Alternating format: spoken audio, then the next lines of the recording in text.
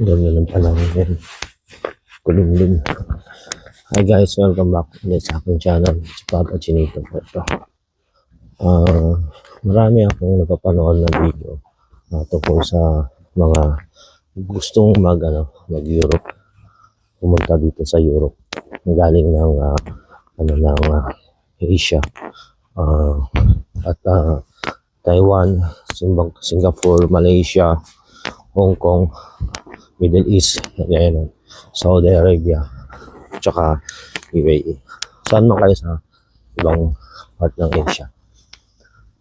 Dito po kasi sa bansang Europe, kung kayo ay pupunta dito at dito nyo pipiliin magtrabaho, may mga consequence. Unang-una dyan, gusto nyong maging residents, pwede po yun. Depende lang po sa inyo kung gusto nyo. Pero may mga risk. Gaya ng pag magko-cross country kayo, mag-apply kayo, syempre kailangan niyo ng pera pang placement fee, or kung wala naman, makakita kayo ng libreng placement fee, swerte nyo po yun. Pagdating naman dito sa bansang sa part ng mga Europa, karamihan po sa bansa ng Europa ay mababago po yung sistema ng pamumuhay nyo dito. Una na dyan yung trabaho ninyo. Kung dyan sa ibang bansa, sa Asia is magaan ang trabaho ninyo. Pero pagdating nyo dito is trabaho kayo ng trabaho. Dito kasi sa Europe, ang binabayaran dito is yung oras. Hindi yung araw mo. So kung ilang oras lang ang pinasukan mo, hindi ng oras ang babayaran sa'yo. Hindi dito yung uso rito yung buwanan ng sweldo. So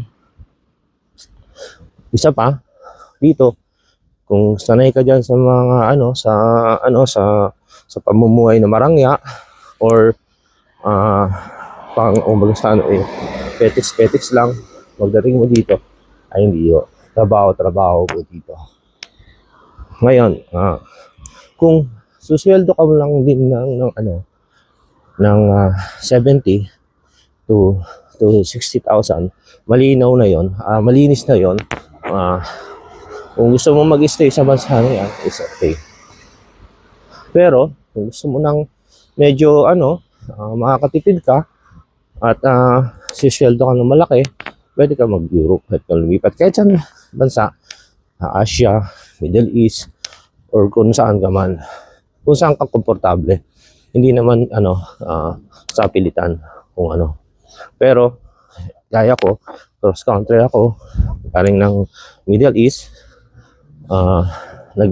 nakipagsapalaran ako na lumipat ng Europe dito nga sa bansa na to, para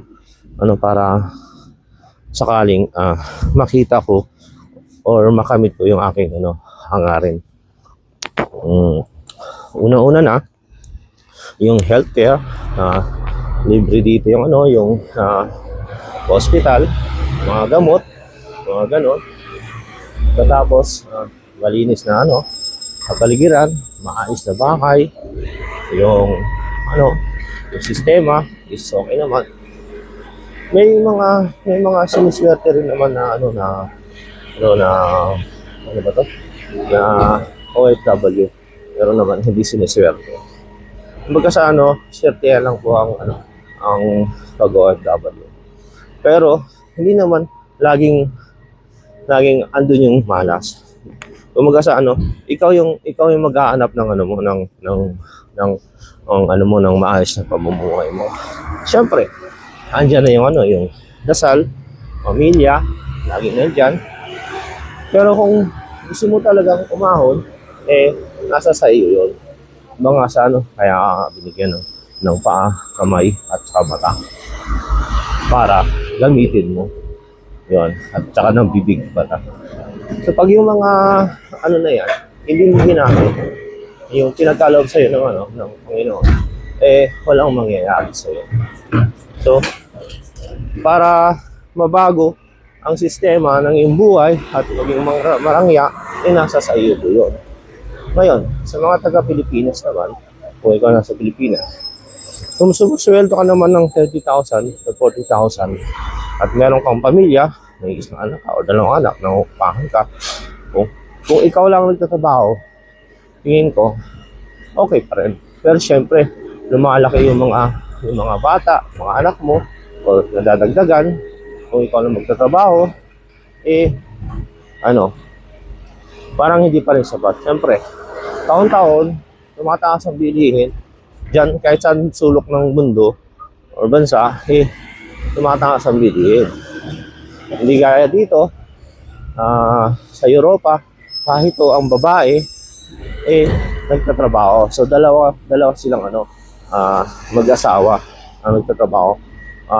May minimum na anak sila is dalawa. Minsan, yun lang talaga, hanggang doon lang.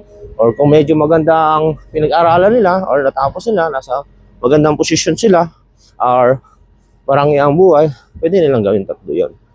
So, ganun po yun. Dito kasi, pati ang babae nagtatrabaho, syempre, maraming nagsasabi na ang bilihin dito ay mahal. Totoo yun. Mahal talaga. Pero, kung aayusin mo naman ang buhay mo, yung kultura mo, yung lifestyle mo, na para makatipid ka, so, nasa sa iyo yun. So, ganito yun. Dito kasi, marami sa part ng Europe is, tawag dito, sarado ang mall pagdating ng Sunday. So, Friday, so from Monday to Friday to Saturday, kailangan ma-manage mo na ang iyong mga pangangailangan sa bahay, kung ano man yan, anong gusto mong bilhin. So, gimmick, depende sa location yun, kung saan man ng lugar dito sa Europe, kung saan ka man. Ganun, hindi mawawala yan. Pero, kung gusto mo na mamanahimik sa bahay, pwede kang kumanta, o manood ng TV, or makipagtsikahan, tumawag sa pamilya mo, okay na yun. Pero kung hindi ka sanay, eh, maiinip ka talaga kasi malungkot pa talaga sa bansang Europa. So, ganun naman din. Pag dating naman ng holiday, sarado naman po ang mga supermarket. So, kailangan updated ka palagi. Dito naman, bawal ka mag-ingay. Siyempre, kaya nga ang Sunday and Saturday and Sunday talaga, usually ay walang pasok yun. Para sa yun, sa mga taong nagpapahinga. Ang mga European kasi, buong linggo, isang Monday to Friday, talagang nagtatrabaho talaga sila. So, ang bawat segundo, minuto, ay mahalaga sa kanila. So, kung may nais kayong malaman, comment down below. Tapos, sasagutin natin yan kung kaya natin sagutin. Kung nagustuhan nyo po itong video na to, paki-like and share, follow, subscribe na rin ng ating YouTube channel, Facebook, at saka sa TikTok. I-upload ko po ang video na to doon sa tatlong website na yon. So, marami pong salamat. Ito po ulit ang inyong lingkod, Papa Chinido. Bye-bye.